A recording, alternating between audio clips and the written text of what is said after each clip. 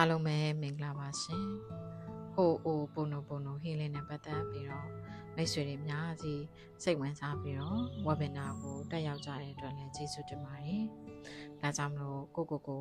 ဟီလင်းလေးလုပ်ဖို့ရအတွက်ကိုအစင်းသင်းဖြစ်နေတဲ့သူတွေအတွက်ကိုကျွန်မဒေတာဖိုင်လေးတွင်ပေးလိုက်ပါတယ်။အဲ့တော့အရင်ဆုံးကို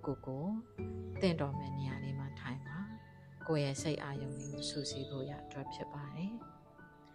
အစင်းနဲ့မဖြစ်သေးဘူးဆိုရင်ဒီအတန်ဖိုင်လေးကိုဒီဗီဒီယိုလေးကို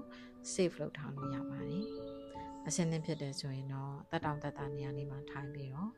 လေကိုဖြည်းမမနဲ့ပြေးပေါ်မှာလေးရှုသွင်းပြီးပြန်ပြီးတော့ရှုထုတ်တဲ့အခါကြာလို့ရှိရင်စိတ်ကိုရှော့ချရှုထုတ်တဲ့အခါမှာပါးစပ်ကနေရှုထုတ်ပြီးတော့ကောင်းစအခြေဆုံးကိုဖြည့်လျှော့ပေးလိုက်ပါဒုတိယအကြိမ်ဒီလိုပဲကိုယ့်ရဲ့စိတ်အာရုံကိုစူးစီးပြီးတော့လေကိုဖြည်းမမနဲ့ပြေးပေါ်မှာနေရှုသင့်ပြီးပြန်ပြီးတော့ရှုထုတ်တဲ့အခါမှာဆိုလို့ရှိရင်စိတ်ကိုရှော့ချပြီးကောင်းစအခြေဆုံးကိုဖြည့်လျှော့ပေးလိုက်ပါ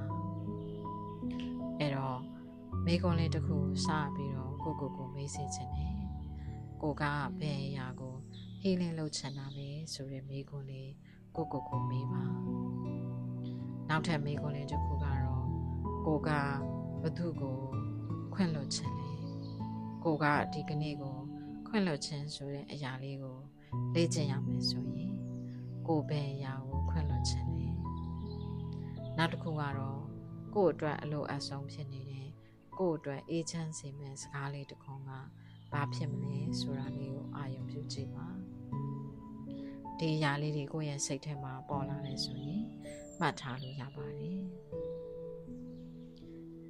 အဲ့တော့ဒီကနေ့အတွက်ကတော့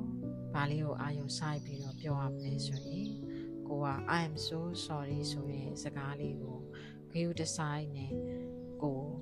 ဘယ်အရာကိုပြောစင်လဲလို့ကိုနှလုံးသားလေးကိုမေးလိုက်ပါ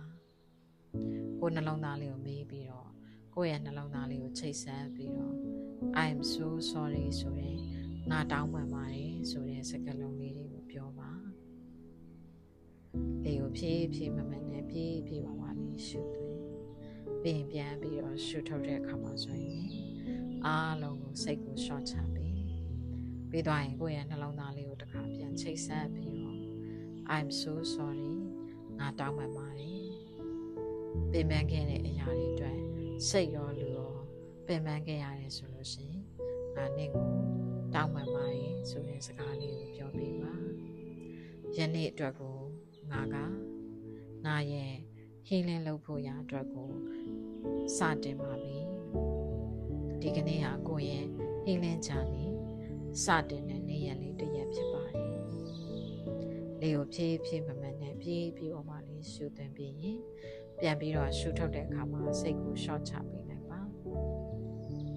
ပြီးသွားလို့ရှိရင်တဖြည်းချင်းနဲ့မျက်လုံးလေးတွေကိုပြန်ပြီးတော့ဖွင့်လာလို့ရပါပြီအဲ့တော့ဒီဗီဒီယိုလေးကိုပြုလုပ်ပြီးသွားတဲ့အခါမှာကိုရရှိတဲ့စိတ်ခံစားချက်ကလေးကို comment မှာမှတ်သွားလို့ရပါတယ်ဒီဗီဒီယိုမှာကျွန်မ energy channel လေးပြပို့ထားပါတယ်ကိုစိတ်နှလုံးသုံးပါလုံးအေးချမ်းကြပါစေရှင်အဲ့တော့ဒီဗီဒီယိုနားထောင်နေကြတဲ့ပြည်ဆုံးရှင်မိသားစုဝင်တွေအားလုံးနေ့ရက်တိုင်းမှာအေးချမ်းပျော်ရွှင်ကြပါစေကျွန်မကတော့ပြည်ဆုံးရှင် Wellness and Healing Academy Founder မမြတ်စုဖြစ်ပါတယ်ရှင်